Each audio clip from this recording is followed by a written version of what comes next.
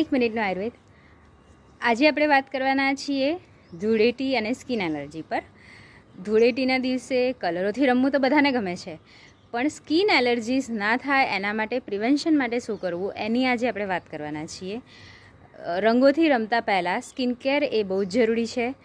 Skin ઉપર તમારી અલગ અલગ પ્રકૃતિ પ્રમાણે, જેમ કે વાયુ પ્રકૃતિના છે તો તલનું તેલ ચોપડીને જઈ શકો છો. એ જ રીતે પિત્ત પ્રકૃતિના લોકો છે કે જેને એલર્જી રહેતી હોય, પહેલેથી જ ખબર હોય, ઇચિંગ વગેરે પ્રોબ્લેમ વધારે રહેતા હોય તો લીમડાનું તેલ એપ્લાય કરી શકો છો.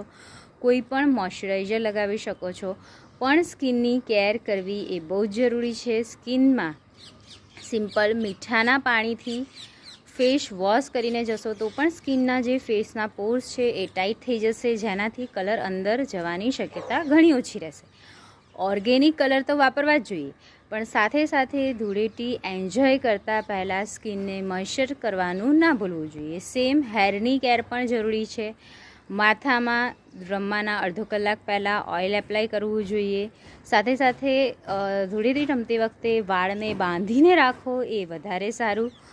સેમ રીતે કલરોથી, રંગોથી રમ્યા પછી પાછા આવીને તરત ગરમ પાણીથી ના નાહવું જોઈએ. ઠંડા પાણીથી તમારે નાહવું જોઈએ.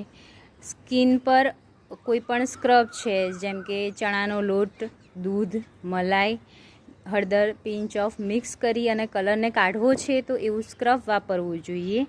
હેવી લૂફા કે એવું તરત ને તરત સ્કિન પર જો તમે ઘસશો તો સ્કિનને ઇરિટેટ કરશે, એ પણ કેર કરવી જોઈએ. રંગોથી રમતી વખતે ઇનકેસ ઓફ આંખમાં કલર જાય છે તો આંખને ચોળવી નહીં.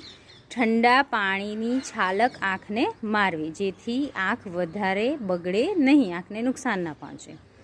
તો આવી ઝીણી ઝીણી કેર સાથે હોળી આવી છે તો રંગોનો જે પર્વ છે એ ઉત્સાહથી ઉજવો. આયુલિંક તરફથી આપ સર્વને હોળીની બહુ જ બધી શુભકામનાઓ.